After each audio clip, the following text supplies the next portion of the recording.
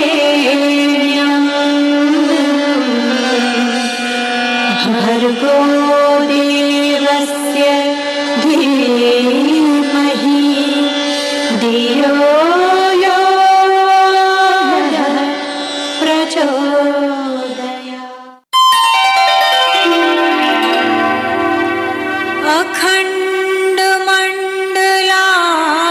अखण्डमण्डलाकारं व्याप्तं येन चराचरं तत्पदं दर्शितं येन तस्मै श्री गुरुवे। मित्रों, गायत्री मंत्र को ऐसे ही महामंत्र नहीं कहा जाता। गायत्री मंत्र वेदों की जननी है। जितने भी वेद हैं वो सब गायत्री मंत्र से अवतरित हुए हैं। इस सृष्टि का निर्माण भी यदि किया है ब्रह्मा जी ने तो गायत्री मंत्र की शक्ति के द्वारा है। हम सब लोगों के अंदर जो प्राण ऊर्जा है वो भी गायत्री के कारण ही है। गायत्री यानी सविता, सविता यानी सूर्य। तो गायत्री की उपासना हर व्यक्ति को करना चाहिए। गायत्री मंत्र क्या है? ओम भूर्भुवः स्वः तत्सवितुर्वरेण्यं भर्गो देवस्य धीमहि धियो यो नः प्रचोदयात्। इसको 4 भागों में विभक्त किया गया, यानी इसके 4 पाद हैं, यानी इसके 4 चरण हैं। तो परम पूज्य गुरुदेव पंडित श्रीराम शर्मा आचार्य जी ने अपने गायत्री महाविज्ञान में इन 4 चरणों का बहुत ही विस्तृत रूप से वर्णन किया है। एक सरल भाषा में आप लोगों के समक्ष उनको प्रस्तुत करेंगे। 4 भागों में इसको बांटा है, जो कि इसके 4 चरण हैं। पहला पाद कौन सा है? ओम भूर्भुवः स्वः। ओम भूर्भुवः स्वः व्यक्ति को क्या देता है? यह व्यक्ति के पापों को नष्ट करता है और प्रतिक्षण व्यक्ति को यह याद दिलाता है कि परमात्मा हर जगह विद्यमान है। दूसरा पाद यानी दूसरा चरण है तत्सवितुर्वरेण्यं। यह क्या करता है? व्यक्ति को दिव्य दृष्टि प्रदान करता है। और जब व्यक्ति के अंदर दिव्य दृष्टि आ जाती है तो वो अपने जीवन को सार्थक कैसे बनाए, यह मनुष्य का जीवन उसे क्यों मिला है, वो उसको समझ पाता है। तीसरा पाद यानी तीसरा चरण है भर्गो देवस्य धीमहि। यह क्या करता है? व्यक्ति के अंदर सद्गुणों की वृद्धि करता है। जब आपके अंदर अच्छे गुणों की वृद्धि हो जाती है तब क्या होता है? हर जगह आपका सम्मान होता है। और चौथा पाद क्या है? धियो यो नः प्रचोदयात्। यह व्यक्ति को क्या देता है? व्यक्ति के आंतरिक काया का कायाकल्प कर देता है। तो 4 चीजें एक एक पाद में आपको 4 चीजें प्राप्त होती है जो कि अन्य किसी मंत्र में आपको नहीं मिलेंगी। इसलिए गायत्री मंत्र को महामंत्र कहा गया है। जो व्यक्ति गायत्री की शरण में जाता है और इस मंत्र का, इन सब चीजों का ज्ञान रखते हुए कि इस मंत्र से हमें क्या प्राप्त होता है, इन अर्थों को समझते हुए जब वो इसकी साधना करता है तो उसके अंदर इन 4 चीजों की अभिवृद्धि हो जाती है और फिर वो निश्चित रूप से मानव से महामानव बन जाता है। क्योंकि किसी भी मंत्र का जाप यदि हम करते, जब तक हम उसके अर्थ को, उससे हमें क्या प्राप्त हो सकता है, उस चीज को आप नहीं समझेंगे, तब तक आप उन चीजों को प्राप्त नहीं कर पाएंगे। तो परम पूज्य गुरुदेव ने बड़े विस्तार से अपने गायत्री महाविज्ञान में ये सब चीजें का वर्णन किया है। उन्हीं को हम अपने सरल भाषा में आप लोगों को बताने का प्रयास करेंगे।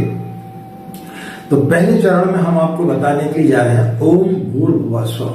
राधे राधे, जय श्री कृष्णा, नमस्कार। मैं आचार्य पंडित गिरीश मारोलिया, गायत्री महामंत्र। ओम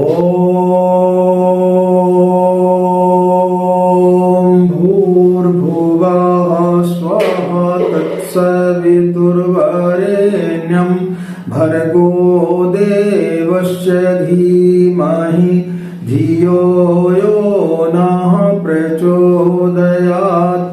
अखण्डमण्डलाकारं व्याप्तं येन चराचरं तत्पदं दर्शितं येन तस्मै श्री गुरुवे नमः, तस्मै श्री गुरुवे नमः। मित्रों, ओम भूर्भुवः स्वः, इस प्रथम पाद का अर्थ है कि परमात्मा सर्वत्र व्याप्त है। परमात्मा तीनों लोकों में व्याप्त है। तो परमात्मा की उपस्थिति को समझ करके व्यक्ति को अपने पापों से बचना चाहिए। जिस प्रकार से कि किसी राजा के समक्ष कोई चोर खड़ा हो तो फिर वो चोरी नहीं कर सकता। एक बड़ा प्यारा सा प्रसंग है कि एक व्यक्ति ने भगवान कृष्ण की बहुत आराधना की। भगवान कृष्ण बड़े प्रसन्न हुए और उसको अपने दर्शन दिए। उससे पूछा कि भाई तू क्या चाहता है? बोले महाराज मैं चाहता हूं कि आप हमेशा मेरे साथ रहें। बोले ठीक है तथास्तु। अब वो जैसे स्नान करने के लिए गया तो देखा भगवान कृष्ण वहां पर खड़े हुए हैं।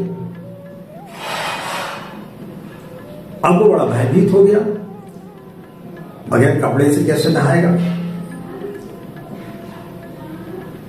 उसने फिर कपड़े पहन करके नहाया, चंडी बनिया। अब वहां से निकला, पूजा करने बैठा तो वहां पे भगवान खड़े हुए हैं। अब बड़ी मुसीबत हो गई कि पूजा करते समय ध्यान को इधर उधर कैसे भटकाए। अब ध्यान लगा के पूजा की, तैयार हुआ ऑफिस जाने के लिए। डाइनिंग टेबल पर बैठा भोजन करने के लिए पत्नी ला करके नाश्ता दिया। उसकी नित्य आदत थी कि कोई न कोई नुक्स निकालता था, लेकिन जैसे नाश्ता करने के लिए बैठा देखे सामने भगवान बैठे हुए। अब बड़ी मुश्किल हो गई, उनके सामने पत्नी को कैसे डाले। फिर ऑफिस जाने के लिए तैयार होकर के बाहर निकला, कार में बैठा, गाड़ी चालू की, देखा बाजू की सीट पर भगवान बैठे हुए। अब बड़ा मुश्किल हो गया, इधर उधर तागियात कैसे करेगा। सीधा गाड़ी चलाते हुए जा रहा है। ऑफिस में जाकर के पहुंचा, काम करने की इच्छा नहीं थी, काम चोरी करने लगा, देखा सामने भगवान बैठे। बड़ी मुश्किल हो गई, न किसी को डांट सकता है, न चोरी चपाटी कर सकता है, न किसी के साथ में ईर्ष्या द्वेष कर सकता है। बड़ी मुश्किल में पड़ गए क्योंकि भगवान साथ में बैठे। अब वो बोलना चाह रहा था भगवान को कि आपकी कृपा मेरे ऊपर हमेशा बनी रहे, लेकिन उसने बोल दिया कि आप मेरे हमेशा साथ रहना। अब भगवान 24 घंटा उसके साथ में हो गए। सोने जाए तो भगवान साथ में सो रहे। तो जब व्यक्ति की ऐसी स्थिति आ जाती है और जब उसको भगवान चारों तरफ दिखने लगते हैं तो फिर वो किसी पाप कर्म में संलग्न नहीं हो सकता।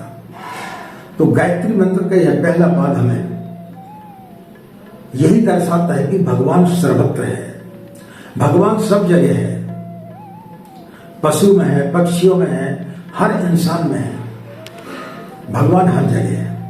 और जिस दिन व्यक्ति के अंदर इस प्रकार की भावना आ जाती है तब फिर वो किसी के साथ में ना तो कोई क्रोध कर सकता है, न किसी के साथ में अत्याचार कर सकता है, न किसी के साथ में ईर्ष्या कर सकता है, फिर वो कुछ भी नहीं कर सकता। तो फिर वो पाप करेगा कैसे? हम जो भी कर्म करते हैं उसका हमें दंड भुगतना पड़ता है। कोई इसी जन्म में भुगतता है, कोई दूसरे जन्म में भुगतता है। कई लोगों को आपने देखा होगा, किसी की एक आंख फूटी है, किसी का एक हाथ नहीं है, किसी का एक पैर नहीं है, किसी के दोनों पैर नहीं है, कोई बोल नहीं पाता है, कोई सुन नहीं पाता है, किसी की दोनों आंखें फूटी हुई हैं। इसका कारण क्या है? इसको देख करके आपको समझ में नहीं आता। इसके कोई ना कोई प्रारब्ध जरूर खराब हुए होंगे जिसके कारण यह व्यक्ति इस प्रकार की चीजें भुगत रहा है इस जन्म में। तो फिर हमें इस प्रकार के पाप कर्म नहीं करना चाहिए कि हमें भी अगले जन्म में इसी प्रकार से अपाहिज होना पड़े।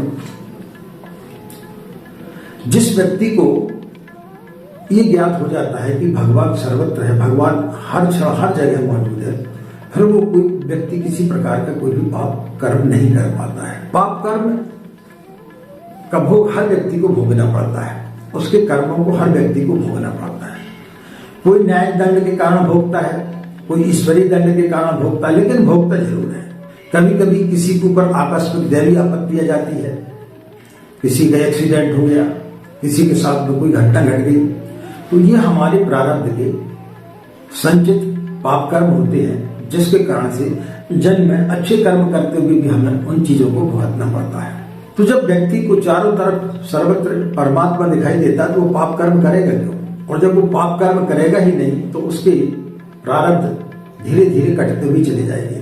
लेकिन हम क्या काम करते हैं कि हमारा प्रारब्ध कटता, लेकिन इतने ज्यादा पाप और करते हुए चले जाते हैं, वो बढ़ते हुए चले जाते हैं, और फिर हम जो है इस संसार में दुख भोगते हुए चले जाते हैं। फिर हमें लगता है कि हमें मंत्र फलित क्यों नहीं हो रहा है। आपने देखा होगा कि जब व्यक्ति मछली को पकड़ने जाता है तो उसमें कांटे में आटा डाल देता है और उसको पानी में डाल देता है। मछली समझती है कि मैं बड़ी बुद्धिमान हूं और उसको खाने के लिए दौड़ती, और वो कांटा उसके अंदर चला जाता है। बहेली है, पक्षियों को पकड़ने के लिए जाल बिछाता है और कुछ दाने फेंक देता है। पक्षी समझते कि हम बड़े बुद्धिमान हैं, और जैसे वो उन दानों को खाने जाते हैं वो जाल में फंस जाते हैं। इसी प्रकार से अधर्म के पछड़े में पड़ करके जो लोग थोड़ी मेहनत से अधिक चीज पा लेना चाहते हैं, वो सोचते हैं कि हम बड़े बुद्धिमान हैं। आपने देखा हो कोई तिजोरी लूटता है किसी की, कोई दही चोरी करता है, कोई बैंक लूट लेता है, कोई एटीएम में चोरी कर लेता है और सोचता है कि मैं बड़े जल्दी लखपति बन जाऊंगा। कोई किसी बड़े व्यक्ति को गाली देकर सोचता है कि मैं बड़े जल्दी जो है लोग मुझे जानने लगेंगे, मैं बड़े जल्दी फेमस हो जाऊंगा। लेकिन जब कानून के द्वारा उसे दंड दिया जाता है और जब वो पकड़ा जाता है तब उससे समझ में आता है उस भूल को कि इस प्रकार के बड़े जल्दी काम करने से कोई लाभ नहीं होता। जिस प्रकार से कि मछली और पक्षी फंस जाते हैं माया जाल में, इसी प्रकार से व्यक्ति जो है कम मेहनत में और बड़ी चीज पाना चाहता है, चोरी कर कर या इसी प्रकार का पाप कर्म करके, तो वो निश्चित रूप से न्याय का दंड पाता है। गायत्री मंत्र उसी तरह खतरे की घंटी है जिस तरीके से कि चौराहे पर पुलिस खड़ी रहती है और आपको आगाह करती रहती है कि आपके पास में पूरे कागजात होने चाहिए, आप हेलमेट पहने कि नहीं पहने। तो ये भी गायत्री मंत्र भी उसी प्रकार से खतरे की घंटी आपको 24 घंटे पापों से बचाती रहती है और बताती रहती है कि ये कर्म करने से आपको पाप लगेगा, एक काम गलत है, ये काम सही है, आपको ये काम करना चाहिए, ये काम आपको नहीं करना चाहिए। गायत्री का प्रथम चरण ओम भूर्भुवः स्वः लोगों के प्रति प्रेम, स्नेह, दया, करुणा इसका भाव देता है। और जिस दिन आप अपने आदमियों के साथ में इस प्रकार का व्यवहार करने लगते हैं तो फिर सभी लोग आपसे प्रेम करने लगते हैं। किसी डाकू से आपने देखा कि कोई प्रेम करता है? किसी गलत कर्म करने वाले व्यक्ति को देखा आपने कि उससे कोई प्रेम करता है? उससे सभी लोग घृणा करते हैं। तो जो व्यक्ति पापों से मुक्त हो जाता है उसकी सर्वत्र प्रशंसा होती है। जो लोग दूसरों को हानि पहुंचाने वाले रहते हैं, नाना प्रकार के षड्यंत्र करते हैं, उन्हें रिपोर्ट कचहरी के चक्कर काटना पड़ता है, पुलिस थाने के चक्कर काटना पड़ता है और उन्हें समाज से एक प्रकार से बहिष्कृत कर दिया जाता है और उनको उनकी समाज की जो है घृणा देखने को मिलती है। कोई भी समाज का व्यक्ति उनसे प्रेम नहीं करता है। जिस व्यक्ति के बड़े इष्ट मित्र होते हैं, जिस व्यक्ति का समाज में सम्मान होता है, जिसको सभी लोग चाहते हैं, उस व्यक्ति का निश्चित रूप से प्रारब्ध अच्छा होता है। जिसका प्रारब्ध अच्छा होता है उसको अच्छे पड़ोसी मिलते हैं, उसको अच्छी बीवी मिलती है, उसको अच्छे संस्कार मिलते हैं। तो समझना चाहिए कि उस व्यक्ति का प्रारब्ध बहुत अच्छा है। एक व्यक्ति रहता है जो लोगों की घृणा का पात्र रहता है, उसकी कोई यार मित्र नहीं है, वो सबसे घृणा करता है, सबको गाली गलौज करता है। अब ऐसी स्थिति में दोनों व्यक्ति एक सप्ताह के लिए अस्पताल में भर्ती होते हैं और दोनों को एक ही प्रकार की बीमारी है और दोनों का ऑपरेशन होता है। जो व्यक्ति के पास में मित्रों की कमी नहीं है, जिस व्यक्ति का परिवार उसको चाहता है, समाज के व्यक्ति उसको चाहते हैं, अड़ोस पड़ोस के लोग उसको चाहते हैं, उस व्यक्ति के पास में 24 घंटे कोई ना कोई बैठा रहता है और उसका मनोरंजन करते रहता है। उस व्यक्ति को पता नहीं चलता उन 7 दिनों में कि कब उसको ऑपरेशन हुआ, कब उसको तकलीफ हुई, कब उसको क्या हुआ, उसको पता नहीं चलता। उसको पैखाने जाना है तो नर्स खड़ी हुई है, उसके 10 यार मित्र खड़े हुए, उसके परिवार के लोग खड़े हुए, उसको किसी प्रकार का कोई भी कष्ट नहीं हो रहा। उसको कष्ट तो आया है, लेकिन चूंकि उसका प्रारब्ध अच्छा है तो वो कष्ट जो है उसमें कट गया, उसको उन 7 दिनों में पता ही नहीं चला। लेकिन जो व्यक्ति व्यभिचारी है, जिस व्यक्ति के पास में कोई मित्र नहीं है, वो व्यक्ति वही मलमूत्र में पड़ा हुआ है, ना उसकी डॉक्टर जो है देख रेख कर रहा है, ना नर्स देख रेख कर रहे, और वो जो है दर्द से करा रहा है। उन 7 दिनों में एक व्यक्ति को पता ही नहीं चलता, दर्द उस व्यक्ति को उतना ही था जितना उस व्यभिचारी व्यक्ति को हो रहा था। लेकिन चूंकि उसके पुण्य कर्म इतने अच्छे थे कि उसके पास में अच्छा परिवार था, अच्छे मित्र थे, तो उसको पता ही नहीं चला। लेकिन दूसरा व्यक्ति जो है बड़ा व्यभिचारी था, उसके पास न मित्र थे, न अच्छा परिवार था, न कोई उसको चाहता था। वो 7 दिन तक तड़पता रहा। तो उसने नरक देखा और एक ने स्वर्ग देखा, एक ने तकलीफ में भी स्वर्ग को देख लिया। तो जो गायत्री मंत्र का जाप करता है उसकी सर्वत्र प्रशंसा होती है और वो व्यक्ति जो है सम्मान का अधिकारी हो जाता है। तो गायत्री मंत्र का प्रथम पाद जो है ओम भूर्भुवः स्वः, हमें पापों से मुक्त करने का काम करता है। इस प्रकार से आपने देखा होगा कि जब किसी के घर में किसी की मृत्यु हो जाती है तो एक व्यक्ति जो है वो दिन रात उसी गम में रोते रहता है, मेरा पुत्र चला गया, मेरी पत्नी चली गई, मेरा पिता चला गया, और वो फिर अपने बाकी के शेष जीवन को इसी प्रकार से रोते रोते गुजार देता है। फिर ना उसका किसी चीज में काम करने में मन लगता है, ना वो कोई काम कर पाता है, और वो अर्ध विचलित सा हो जाता है। लेकिन जो गायत्री के प्रथम पाद को समझ जाता है, उसको समझ में आता है कि आत्मा अमर है, जो व्यक्ति चला गया वो अब नहीं आएगा, वो व्यक्ति फिर वर्तमान में जीता है कि जो है परमात्मा ने दिया है, हम उसी में खुश रहे। पिता चला गया तो मेरे पास पुत्र है, मेरे पास माँ है, माँ चलेगी तो मेरे पास पत्नी है, पत्नी चलेगी तो मेरे पास पुत्र है। तो भगवान ने हमें जो चीज दी है, जितने समय तक दी है, उस समय तक हमको उसका उपयोग सही तरीके से करना चाहिए। तो फिर व्यक्ति को उन चीजों से निराशा नहीं होती है। एक बड़ी प्यारी सी कथा है। एक व्यक्ति था, उसके 2 पुत्र थे, वो उनसे बड़ा प्यार करता था, बगैर उनके वो कभी खाना नहीं खाता था।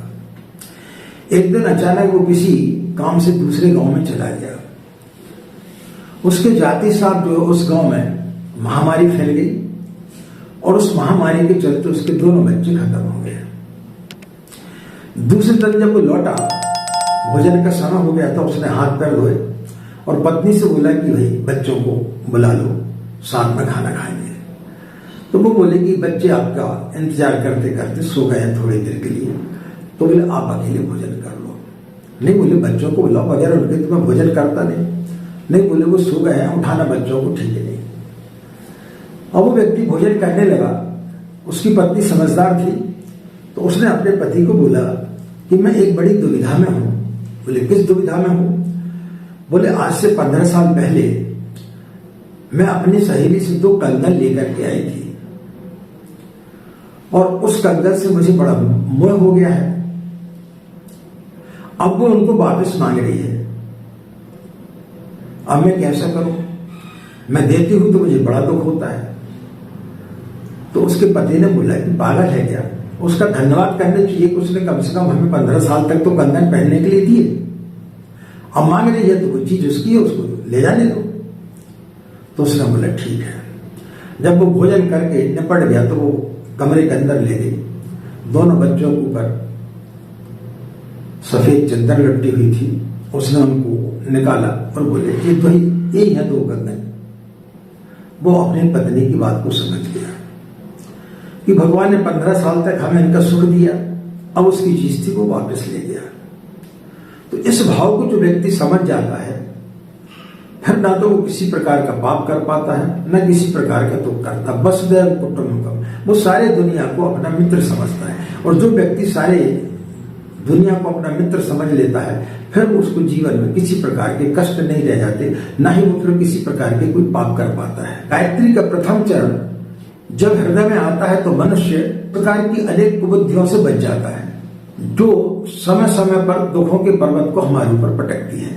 चित्ता और आत्मीयता के कारण वो इन पापों से बच जाता है। व्यक्ति पापों से बच जाता, वो व्यक्ति निश्चित रूप से दुखों से भी बच जाता है। माँ गायत्री का प्रथम आशीर्वाद, सामाजिक दुख दूर हो जाते हैं। दूसरे व्यक्ति हमारे संपर्क में आते हैं और उनसे जो हमें दुख प्राप्त होते हैं, वो गायत्री के इस प्रथम पाद से ओम भूर्भुवः स्वः से वैसे ही कट जाते हैं, क्योंकि हमें उस चीज का बोध हो जाता है और फिर हम उन चीजों पर कभी ध्यान नहीं देते कि जिसने गाली दी हमने ली ही नहीं तो वो हमें मिलेगी क्यों। जो चीज आपने ले ली वो आपकी हुई, आपको किसी ने मिठाई दी लेकिन आपने ली नहीं, तो फिर वो आपके पास कैसे आएगी। तो जब इस प्रकार के भाव आ जाते हैं तो फिर गायत्री मंत्र आपको फलित होना चालू हो जाता है। तो मित्रों, आज हमने आपको प्रथम पाद के बारे में बताया, ओम भूर्भुवः स्वः, किस प्रकार से व्यक्ति के जीवन में जब गायत्री मंत्र उतरता है तो वो व्यक्ति के पापों को किस प्रकार से नष्ट करता है, कैसी प्रेरणा देता है, और फिर व्यक्ति पाप करने से जो है बच जाता है। तो गायत्री मंत्र का जो व्यक्ति जाप करता है, निश्चित रूप से उसे इन सब चीजों की प्राप्ति होती है, बशर्ते कि वो इन चीजों को सही तरीके से समझ सके। आज की बात यही समाप्त करते हैं। आप सभी लोगों के अंदर बैठे परमात्मा को हमारा प्रणाम, नमस्कार, ओम शांति।